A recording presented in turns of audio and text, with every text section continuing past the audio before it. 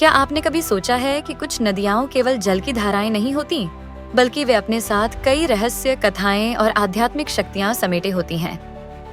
ऐसी ही एक जगह है प्रयागराज का त्रिवेणी संगम, जहां गंगा और यमुना की जलधाराएं तो स्पष्ट दिखती हैं, लेकिन एक तीसरी नदी भी वहां प्रवाहित होती है, एक अदृश्य नदी, सरस्वती। लेकिन क्या यह सरस्वती सच में अस्तित्व में थी, या फिर यह सिर्फ एक धार्मिक मान्यता भर है? आइए जानते हैं इस रहस्यमयी संगम का अद्भुत रहस्य, त्रिवेणी संगम, जहां गंगा, यमुना और अदृश्य सरस्वती नदी का संगम होता है। हिंदू धर्म में मोक्ष प्राप्ति का द्वार माना जाता है। गंगा हिमालय से प्रवाहित होने वाली पुण्यदायिनी नदी जो पापों का नाश करती है। यमुना कृष्ण से जुड़ी हुई दिव्य नदी जिसे भक्ति और प्रेम का प्रतीक माना जाता है। सरस्वती वह नदी जो अदृश्य है, लेकिन माना जाता है कि वह आज भी संगम में आध्यात्मिक रूप से प्रवाहित होती है।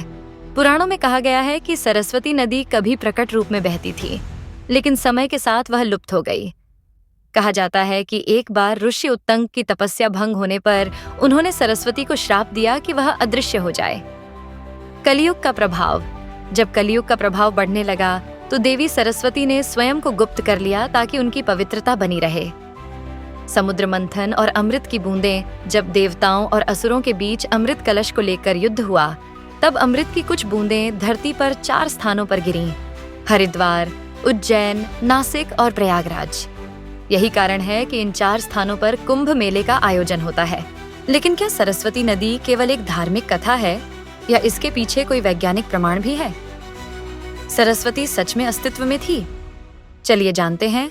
आधुनिक अनुसंधानों और सैटेलाइट इमेजिंग से पता चला है कि सरस्वती नदी वास्तव में कभी प्रवाहित होती थी। इसरो और वैज्ञानिक शोध, भारतीय अंतरिक्ष अनुसंधान संगठन और भूवैज्ञानिकों ने सैटेलाइट तस्वीरों के जरिए राजस्थान और हरियाणा में एक विशाल सूखी नदी की धारा खोजी है, जिसे सरस्वती नदी का पुराना प्रवाह माना जाता है। जलवायु परिवर्तन और भूकंप, हजारों साल पहले टेक्टोनिक शिफ्ट और जलवायु परिवर्तन के कारण सरस्वती का जल स्रोत सूख गया और वह अंततः लुप्त हो गई। पुरातात्विक प्रमाण, राजस्थान, गुजरात और पाकिस्तान में खुदाई के दौरान ऐसे प्रमाण मिले हैं जो इस बात को पुष्ट करते हैं कि कभी वहां एक विशाल नदी बहती थी। क्या सरस्वती आज भी त्रिवेणी संगम में प्रवाहित होती है? त्रिवेणी संगम के पवित्र जल में स्नान करने वाले कई श्रद्धालु कहते हैं कि जब वे जल में उतरते हैं तो उन्हें 3 प्रकार के जल का अनुभव होता है: गंगा का जल, ठंडा और पवित्र यमुना का जल, थोड़ा गर्म और हल्का सरस्वती का जल। अदृश्य लेकिन आध्यात्मिक रूप से अनुभव किया जा सकता है।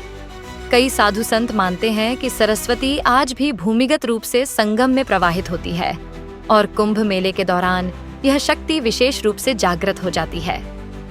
महाभारत काल में कहा जाता है कि जब पांडवों को अपने पापों से मुक्ति पानी थी तो उन्होंने भी संगम में आकर स्नान किया था। यही नहीं, भगवान विष्णु के 6ठे अवतार परशुराम ने भी अपनी माता रेणुका के वध के पश्चात इस पवित्र संगम में स्नान कर अपने पापों का प्रायश्चित किया था। इसलिए संगम में स्नान करना केवल एक धार्मिक परंपरा ही नहीं, बल्कि यह आत्मशुद्धि और मोक्ष प्राप्ति का मार्ग भी माना जाता है। क्या यह सिर्फ आस्था है, या सच में कोई दिव्य शक्ति यहाँ विद्यमान है? क्या सरस्वती नदी वास्तव में गुप्त रूप से संगम में प्रवाहित होती है, या यह केवल एक आस्था का विषय है? क्या विज्ञान एक दिन इस रहस्य को उजागर कर पाएगा? अब आप बताइए, क्या आप त्रिवेणी संगम में स्नान करना चाहेंगे? दोस्तों, अगर आपको यह रहस्यमय जानकारी पसंद आई हो तो वीडियो को लाइक करें और कमेंट में बताएं कि आपको और कैसी रहस्यमय जानकारी चाहिए।